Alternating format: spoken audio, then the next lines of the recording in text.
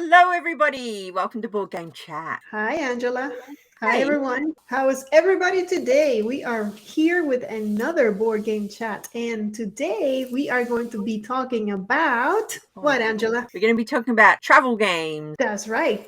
Those are games that we travel with. When we go somewhere, it doesn't matter where it is, we take these particular games with us. And we each have 3 games. Is there something specific that you looked into when you decided what games were going to make it into your list today? Today, I've chosen games that are tiny because usually when we travel, it's international. So I don't want things taking up a huge amount of space. And a couple of these games are games that I have taken traveling and they've worked out really well. Okay, so they've been tested.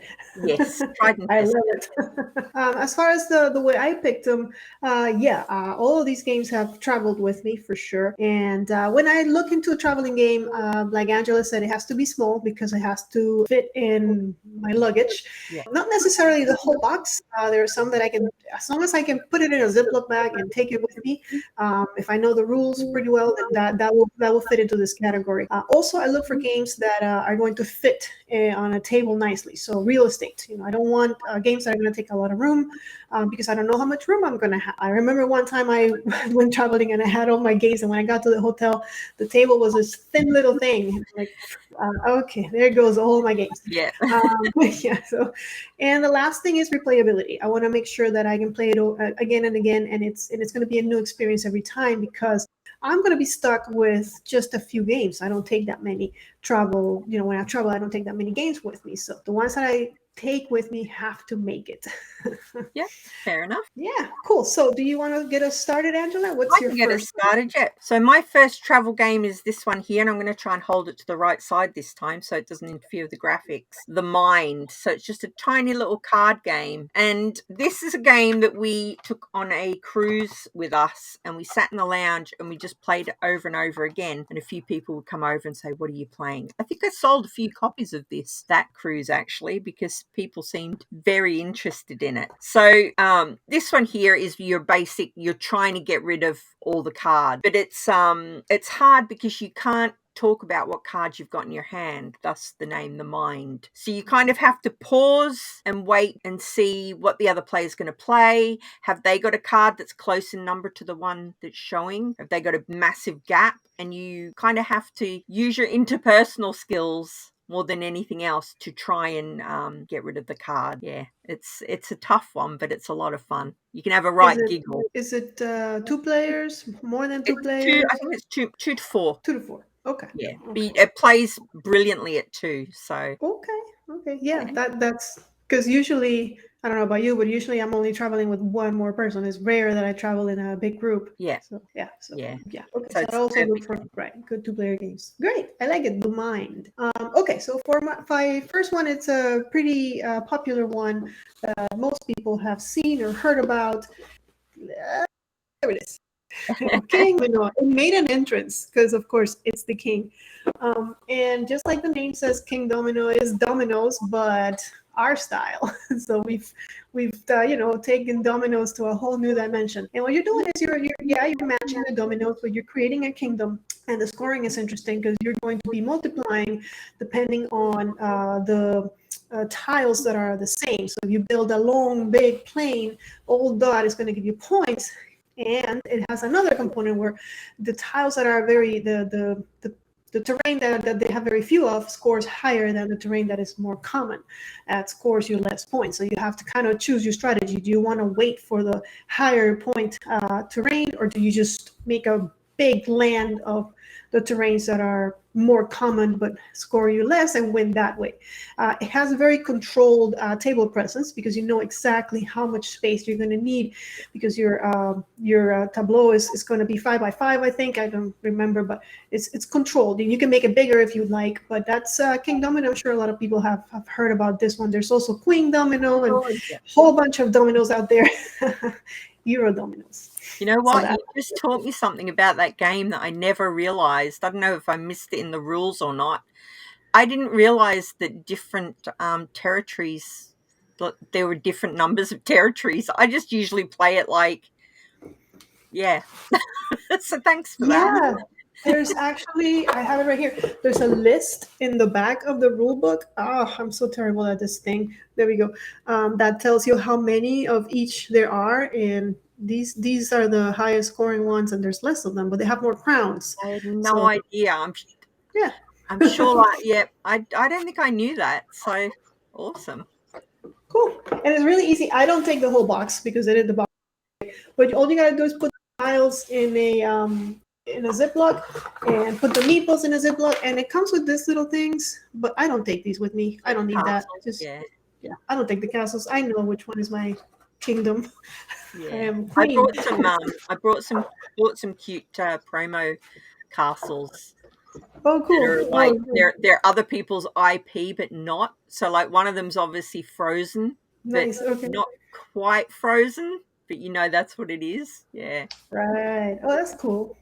Yeah. It's a cool Those I game. will take with me. Good They were choice. pimped out like that. Nice. All right. Let's hear your second game then. Okay. So my second one is this one here. By the way. Llama. Llama the Ooh, card game. And it's another llama. tiny little box. Yep. It also has little tokens, this one, so it's not just cards. There's All little right. scoring tokens as well. So Llama the card game, let me check the player number. I think it's is it 2 to 6 again? Yes, 2 to 6. And it doesn't take up much room, as you can see. And it's a kind of Uno thing where you will play a card, draw a card, or pass, depending on what Okay. you can do.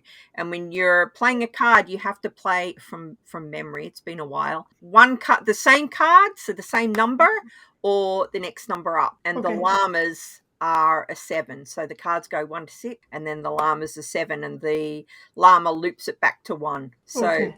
if you play a 6, you can play a 6 or a llama. If you play a llama, you can play a llama or a 1, and it sort of Okay. loops around like that. And So it it's loops kind of around. like Uno. Yeah, and if you get stuck with cards in your hand, that's when the tokens come in. You have to collect them, and you don't want to collect them because they're like negative points. Oh, okay. Okay. I was wondering where the tokens were coming in. Okay, Yeah, great. I understand now. So you either yeah. play a card or you have to token. Got it. Yeah, and Huh. it's just a hoot to play as well. Like when I play it with my family, we all yell llama when you play a llama card, and it just turns it hysterical if you get like a run of llama cards one after the other. Okay. So the trick is to implement house rules and play with the llama board game Yeah, ground. llama, Like this. llama. Llamas are cool. Very nice. So my next one is also a card game. Let's see if I can put it into, there it is, like that. So this little guy, oh man, it's an amalgamist. And it's basically a hand resource kind of a game.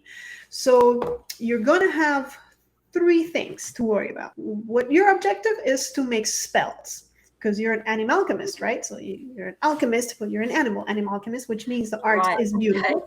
I was wondering what that was. Yeah, so you're an animal, but you're an alchemist. I'll show you some of the art as I tell you what it's about. So you're trying to make spells. In order to make spells, you're going to need some potions to make spells. For example, here's a green potion. In order to make potions, you're going to need ingredients.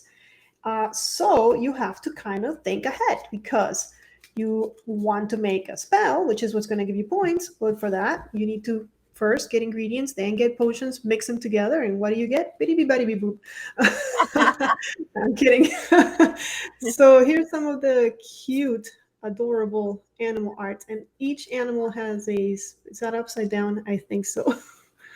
Yeah, and each animal has a special power, which makes it a little bit of a power. It's no big deal. They actually it's almost the same power, but still. And the spells can hurt the other players or give you an advantage. So there's that as well. Really fast, really fun. I don't remember how many players, but because I usually play with 2 players. But I think, and the booklet is like very tiny, so I like that. I'm pretty sure it goes up to 4 at least. But that's Animalchemist. Awesome. I like the artwork on that one. Beautiful artwork. That's what attracted me to it. The artwork on this one isn't as cute as that one, but I really liked it, and it's called Photograph. It's Photograph. actually a re-implementation. I think the other name of it's Wind the Film because it's Okay. about taking photos. Wind the film. Gotcha. So we've got, it's 2 to 4 players, 30 minutes. 30 And minutes. what Okay. you're doing is you're collecting cards and trying to make a row of film as if you had taken those photos. So they have to sort of be in sequence, and each card's got a number that tells you what sequence it is. But the trick with this one is when you're playing cards in the sequence, you're not allowed to move the cards in your hand. You know, like usually you would sort them and go, oh, well, 1, 2, 3, 4. But here you might have the 4 at the front and the 2 at the back, and you only get to wind the film once each round, so you can move one card in your hand into the position that you need it before you play it. Okay. I hope I've explained that okay. So that's the gist of it, is using that winding the film Yep. to put it in the right place. Ooh, Yeah, and it's that's really cute interesting. as well. I'll put up some artwork from it, obviously, in the Yeah, I post. wanted I But wanted to ask you about that, because you said that the art wasn't as cute, but it seems to me yeah, like with that the name. art on it's sort of plain. Well, you can see Okay. it here probably. Let me see if I can get that. So the art on it's sort of plain looking, Okay. but in an adorable sort of cute way. I really like the art in it. I think it's lovely. Okay. And it takes up a little bit more table space, this one, than the other ones that I've mentioned, but not Right, too because much. you're placing the store. Yeah. Because you have to put the once it's ordered, you have to put them Yeah, down on you've got the table. the tableau on the table of the cards that you can choose, and then you also need space to put your own film sequence where you're Right. playing. Yeah. Okay. It's good to keep that in mind. Well, talking about having a game take up a lot of space, this game does the complete opposite. Okay. This is upside down. Oh, I know the one. Yeah. Palm Island. Island. Yeah. Yeah. So this game is played in the palm of your hand. Yeah. So not only does the island have palms, palm trees, but you're going to be playing the whole game in the palm of your hand. So this is a perfect. Actually, it's 17 cards. Here's the game.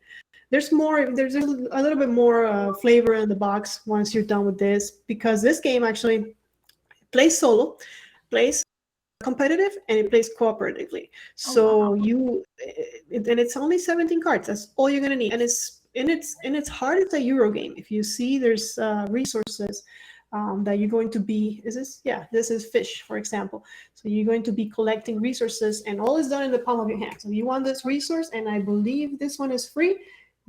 What you do is you go like that. Now you've got a resource. You put it in the bag, and you make your next decision. Sometimes you're going to need your fish to get stuff. And once you do, you'll either rotate the card or you flip the card. It'll tell you what to do. And finally, some of the cards, let's see if I can find, yeah, at the end of the game, the cards that are looking up, they're going to have a little star, and those are victory points. So you're collecting points.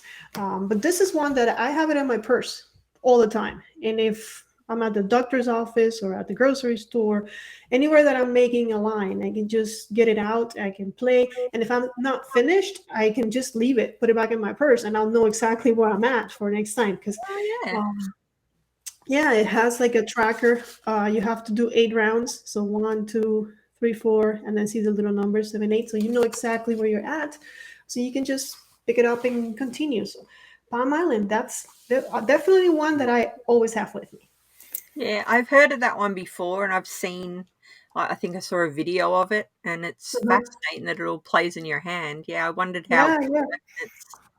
Yeah, Very clever, very clever. I wish more games did that. I saw a video of another one that did that, but I never found it. And I like the theme a little better because it was fantasy. But I'm happy with this one. I'm happy with the resources, and it's interesting. You feel the Euro in it, and I like that. Oh, good. I'm surprised neither of us chose any like wallet games or button shy games. You know, those ones that come in the little plastic wallet, but they're really hard to get here. So that if anyone's wondering, that's why I didn't have any, because obviously they're great for traveling. You just put them in your pocket and Of off you course, go. Yeah. right. I don't own any of those. Maybe maybe later on. But right now, if I have to travel, these are the three that usually go with me. Yeah. And like I said, Palm Island is always with me. But then the other two, I just they're a little bigger, so they go in my luggage. And I think I think we both kind of are geared more towards card games when we travel. I saw that you Yeah. picked a lot of, yeah. It's just easier. The you sleeve your cards if you want, and then it's more protected. And so yeah, I do like card games when I go away. Those are seem to be really easy. Yeah. Well, I think that's it. Do you have any honorable mentions, anything else you want to add? Nothing I can think of other than those button shy ones. Right, I'm right. hoping next time I'm in America, I will once again, because even when I'm in America, I look for those. You can get like a box set of them, and I still haven't seen it anywhere. So we'll see how we Okay, go. okay, okay. Well, then that's it. You guys need to let us know what topic to talk about next. Yeah. Thank you to, was it Carl? It was Carl that gave us a topic this week. Oh, do you know what? I don't even know. I should have checked that, shouldn't I? Thank you Mm, to whoever it was. It's much whoever it was, appreciated. I think it was Carl, but I think it was Carl again, but I'm not 100% sure. I know it was on your channel, but I think I read it. But so thank you so much. And if anybody else has any suggestions, keep them coming. Carl, if you have any other suggestions, Yeah, you can Carl's a see that great we guy. listen to you. Bye. Carl's a nice guy. I was, so anyways, I guess we'll see you guys next time. We will. All right.